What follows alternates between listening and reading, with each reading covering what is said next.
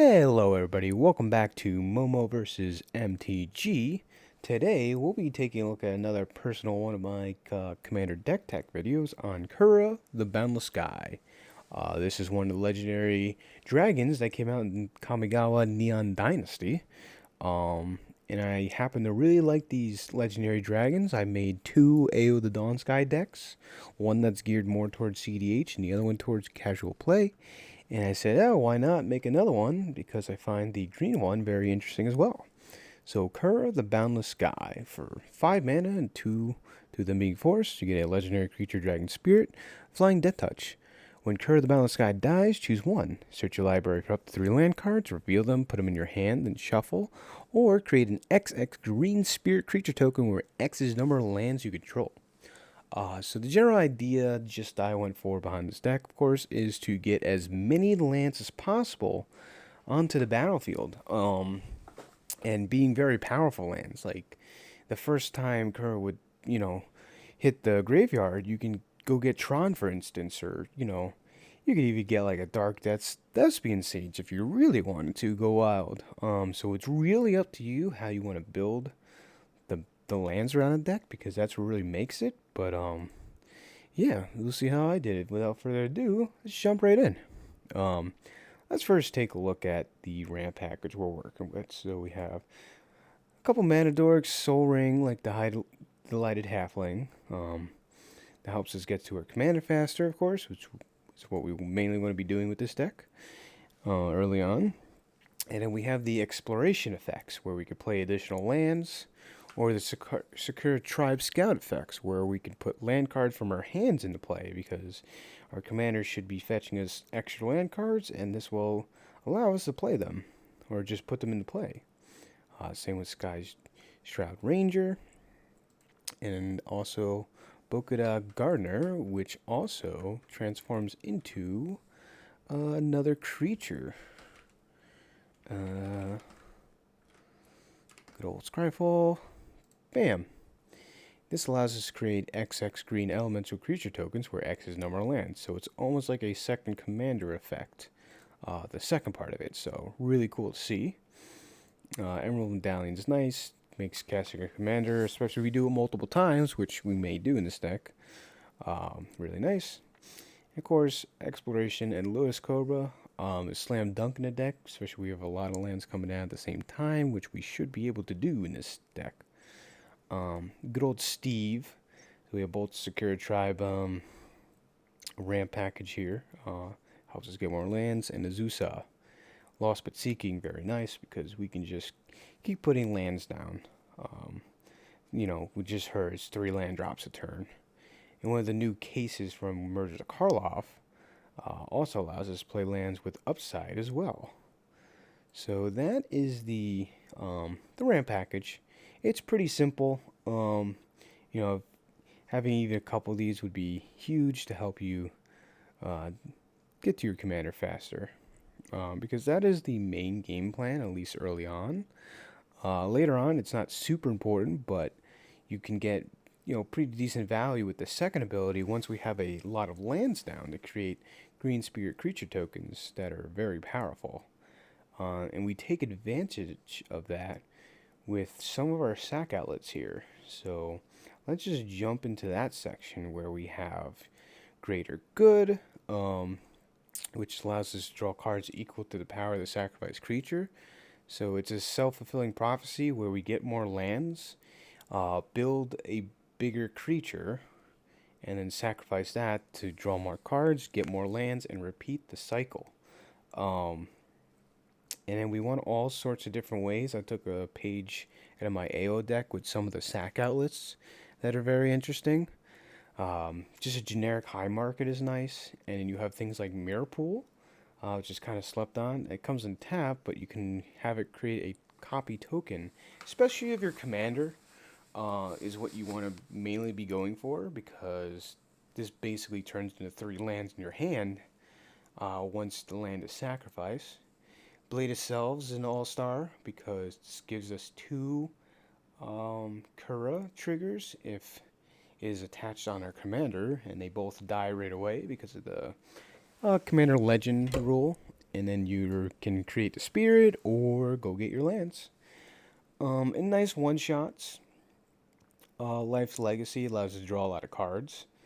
And in Mirror of the Forebears, another one of my personal favorites, we could choose dragons and turn this into our commander, because it's a dragon or spirit for that matter. You could choose spirit as well, and then it will die, and get your triggers that way.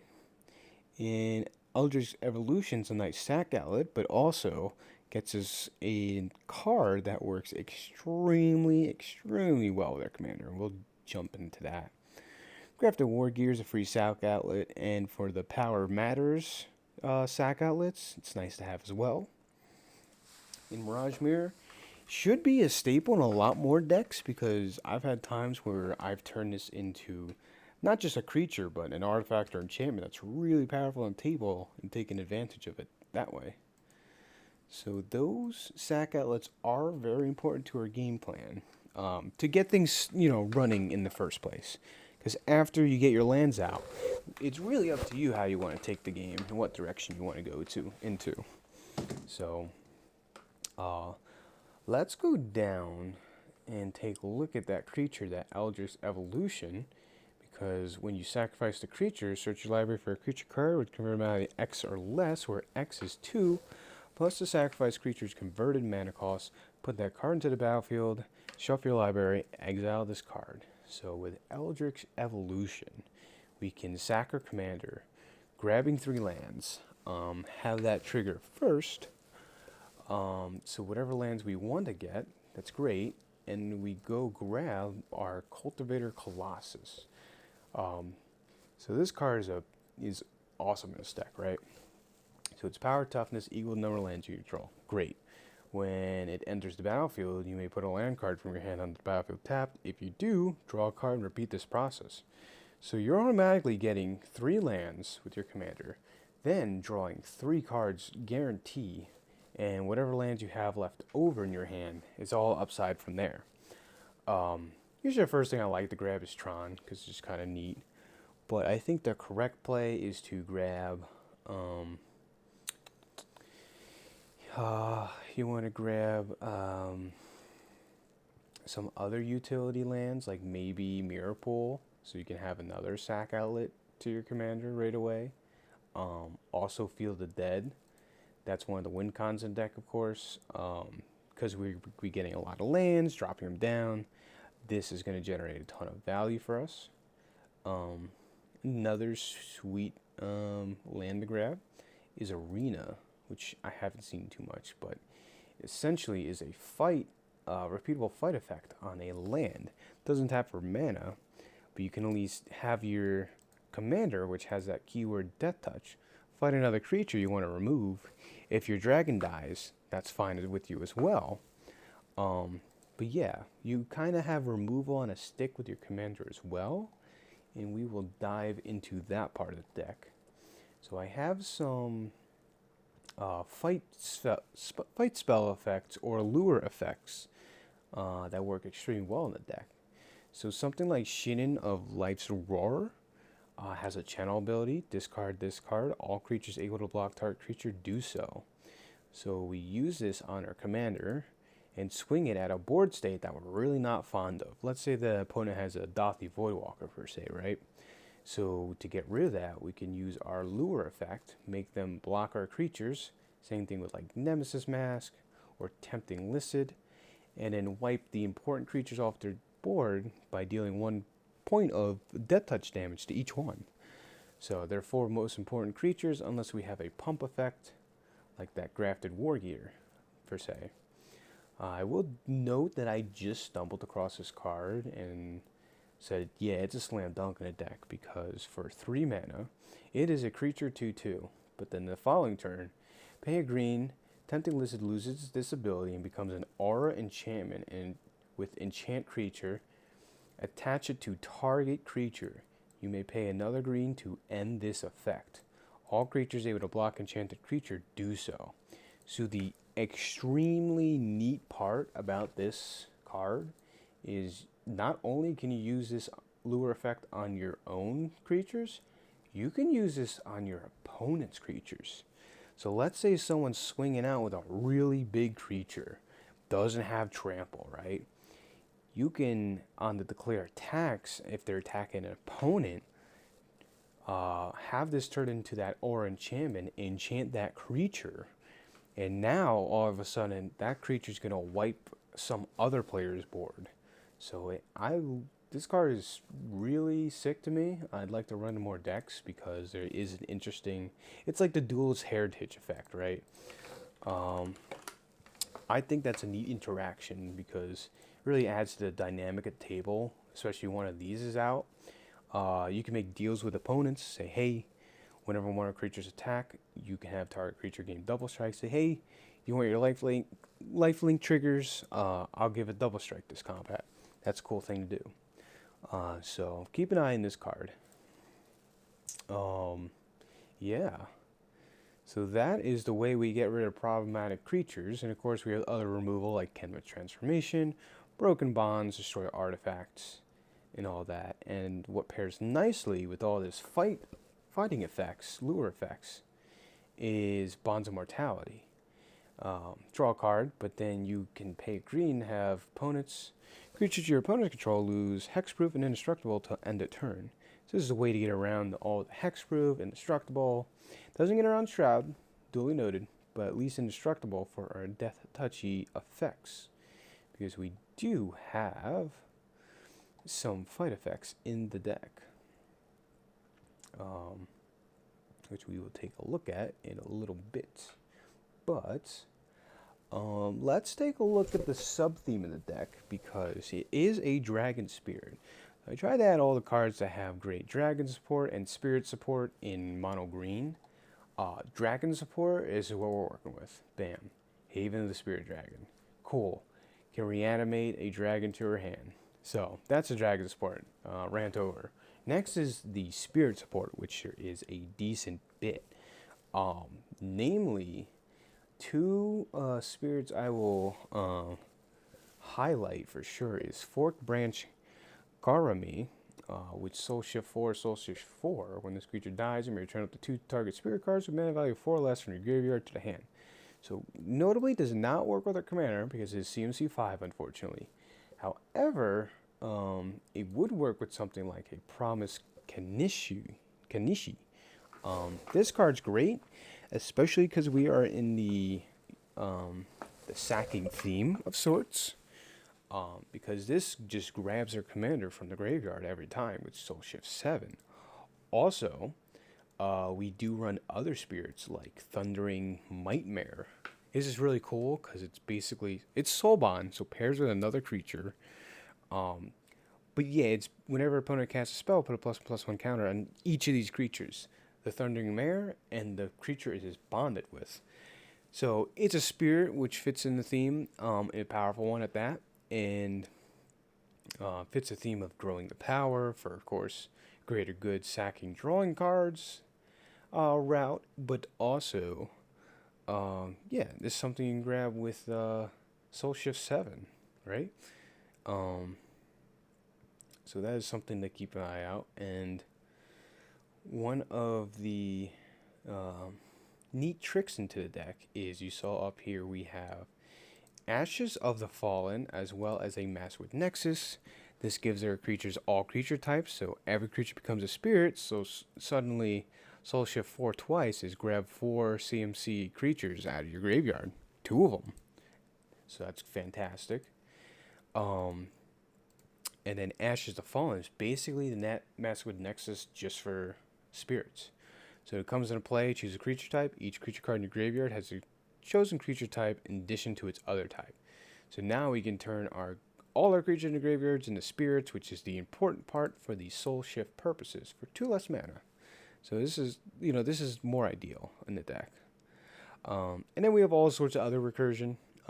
Genesis is a cool one because this allows us to grab a creature for 3 mana if it's so long as Genesis is in the graveyard. And then we have all sorts of other ways. Gerard's Hourglass Pennant is one of my pet cards. Love this card. Flash. Someone takes an extra turn, skip it. But for 4 mana, return to battlefield tapped all artifact creatures, enchantments, and land cards that were put from the battlefield there this turn. So board wipes or your own sacking shenanigans, you can recur stuff for pretty cheap. Survivor's Bond is a great card. Surprised, and a cheap card at that too, because you return target human and target non-human. Non-human, you have a lot of options between your commander or some other spirit that you want. But for the human, you can grab the other recursion spell that is basically recursion all. Either the Timeless Witness or an Eternal Witness, because they're both humans.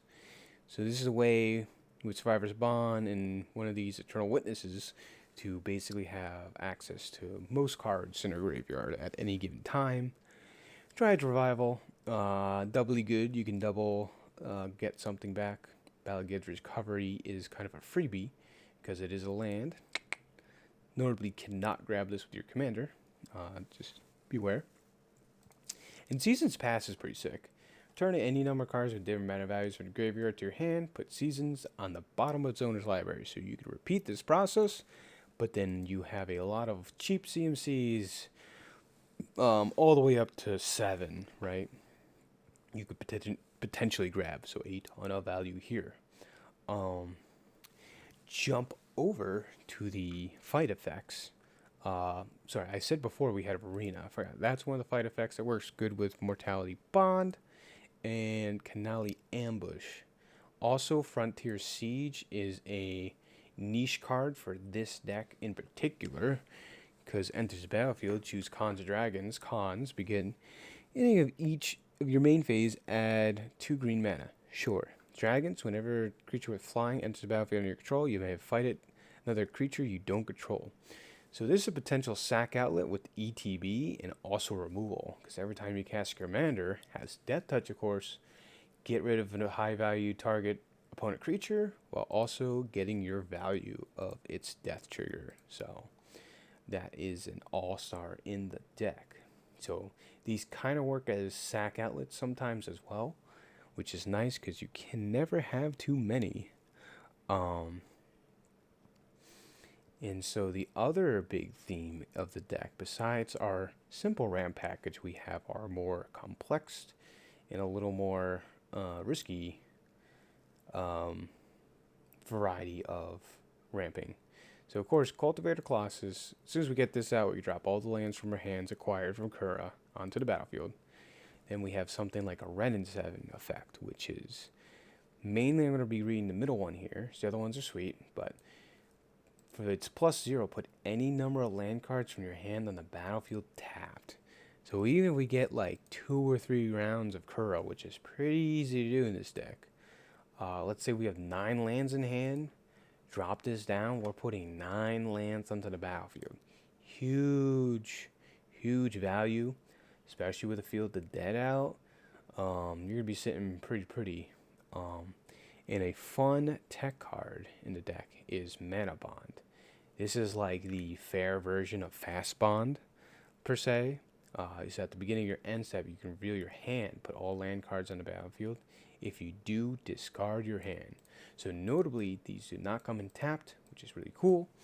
But also notably, you discard your hand. It is a risky play, but if you can pull this off on a turn 1, drop a ton of lands with this, which is probable, and you have some sack outlet in there, let's say a Miracle or High Market, you're guaranteed good to go, right? Because or other utility lands. But with a sack outlet and enough mana, the following turn, you're casting your commander and you're off to the races. So really interesting way to drop a ton of lands. And of course, this is always an optional step, so you can do this throughout the game as well if you're getting a ton of lands with Kura and say, hey, I just want to keep slamming lands. Yeah. So that's pretty neat. So then taking a look further down here, of course we have our Cradle of Growth. Any notable lands I'll try to point out. Of course, there Urza Cycle lands. Do we have Argoth Sanctum of Nature? Sure, why not? but it melds with one of the Tatianas, which we'll be taking a look at because it's pretty powerful for the deck. Because it's one of those creatures that turns into a creature that's power and toughness is equal to the amount of lands you have. Also recurs lands from the graveyard. It has trample haste, and its power is big, equal to the number of lands you have. So effects like that are really good. That's why I also have Molimo Maro Sorcerer, which is pretty cool on his own as a commander. But yeah, we're beginning a lot of lands, sure. Throw him in there. He's a cool big boy to have. Roaming Throne, very powerful card because you're doubling effects, basically. You can name Spirit, you can name Dragon, probably name Spirit, because you get double death triggers. Really cool. You don't need too much card draw in the deck. I will note that because we can get card draw out of like War Room as a land, a lot of value, and stuff like that. So, and be playing with our graveyard a lot over and over again with so much recursion. So we have a Tribute to the World Tree and Garrick's Uprising. So the trample's nice, and our commander always triggers this, and usually any creature equal to the number of lands we have will trigger Garrick's Uprising. Tribute to the World Tree, nice as well, because we will be drawing cards or growing, especially for zombies. If we are Field to the Deading, right? If that's a word. Yeah. And besides the other typical ramp, we have ways to recur lands from our graveyard. So even if we have a full grip, we don't mind sacking Kura and discarding 3 land cards, 4 land cards, 5 land cards, because we have stuff like Undergrowth Recon, which is gradual value of recurring a land every turn. Or we have Splendid Reclamation as well as World Shaper. World Shaper, we have a ton of sack outlets, so this is basically Splendid Reclamation, but better.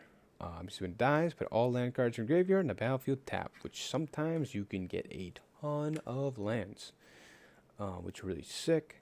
Creeping Renaissance, same thing. It's a mass recursion of a type. This could be land as well, but sometimes you want to grab all your creatures back or something like that. So tons of recursion is nice in this deck because I will say, against discard decks, against heavy control, killing the board state decks, it bounces back really nice, which is cool to see in mono green. That once they kill your big stompy creatures, you're not out of the game, because as soon as you cast your commander again, you can start creating big spirit creatures. And like I said again, with Greater Good, probably one of the best cards in the deck, you're drawing a good amount of your hand. Besides that, let's just take a look at the oddities. We have Moment's Peace with Flashback.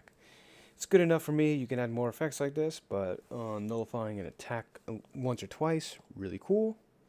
I have Campfire, which I do love because you can either gain control of your commander if someone steals it, or tap to gain 2 life every turn. But more importantly, I see this as someone's trying to get rid of my graveyard. I can tap to for the second ability to shuffle your graveyard into your library.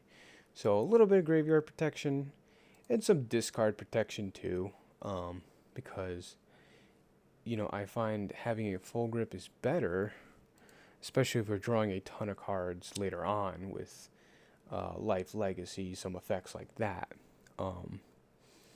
because we could either get our lands back from the graveyard or put them down. So this deck is very versatile in that manner of how you want to go about your game plan. Do you want to drop lands off the top of your deck? Do you want to drop them all at once from your hand? Do you want to recur all of them from the graveyard? So the options are there. And on that note, since we have so much recursion from the graveyard of our lands, I dropped in... Constant Miss is another one. Creatures deal no combat damage to this turn. So it's repeatable, and the only cost is sacrifice a land, which we don't mind in this deck at all. But paired with Zuran Orb and a Claws and Gix for either sacking lands or any type of permanent, we could pay for this pretty easily. Gain of life is nice. gain 2 life is nice. We can have another big Field of Dead turn. If, per se, the board's wipe after we Field the Dead, like our 10 zombies, sack all our lands, float the mana, play a Splendid Reclamation, do it all again, have more mana. And the key ramp piece that goes nice with this, of course, is Lotus Cobra. Because the lands may come back tapped, but if we have a Lotus Cobra out, we can take advantage of all that mana from the landfall triggers that are entering. Really cool to see. Not for your opponent. And then, yeah, that covers most of the bases of the deck. And let's just, you could throw in various big stompy win cons, but I went for more of the land theme.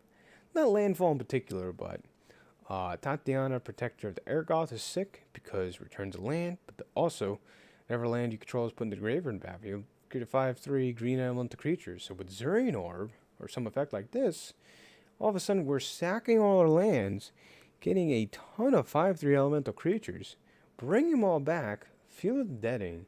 It's pretty easy to overwhelm your opponents with the mass amount of creatures you'll be creating each turn, and how fast you can bounce back if someone tries to set you back. And this is the reverse. Tatiana's Nature's Force. When a force enters the battlefield, you control, create that 5/3. So, again, multi-purpose. You have both the sacking and the entering effects. So, very versatile in what you can do. Of course, with the Yavimaya, they are all force. And then for the final finishers, besides our big stompy trample creatures, we got Nissa, Ascended Animus. This one allows us to give us that overrun effect. Give +1/+1 for each force we control and trample. So we have a Yavimaya and like 20 forests out, and a bunch of zombies that are going to be trampling over, dealing a lot of damage. And Sageki Season's Guide, which I think is pretty sick because it's a spirit. And it's pretty neat because it enters the battlefield with 8 +1/+1 counters on it. Damage should be dealt to it, prevent that damage, remove that many +1/+1s, and then create that many 1/1 tokens. And then you can sacrifice 8 spirits, return Sageki from your graveyard to the battlefield. So with an effect like Masswood Nexus, or even a commander in the field, it at least creates the 1/1s to sacrifice and return itself. Neat. Or we could use our commander to pay for its cost as well if we want to sacrifice it to return it to the battlefield. While also creating blockers. So a really cool creature to see. And then of course with the overrun effect, these spirits are going to be trampling through. Cool to see. Yeah. So, and also those spirits will trigger tribute to the World Tree, also growing. So neat synergies all throughout the deck. With a couple of test runs, because this is one of my newest creations, it's flowed pretty nice. It's a feels good deck to play, I will say. So, yeah. So without further ado, thank you for hanging out with Momo versus MTG. Hope you enjoyed the deck tech, little neat run through. And if there's something else you'd want to see, please let me know down in the comments below. If not, thanks for hanging out. Like, subscribe if you did. Till the next one. Take care.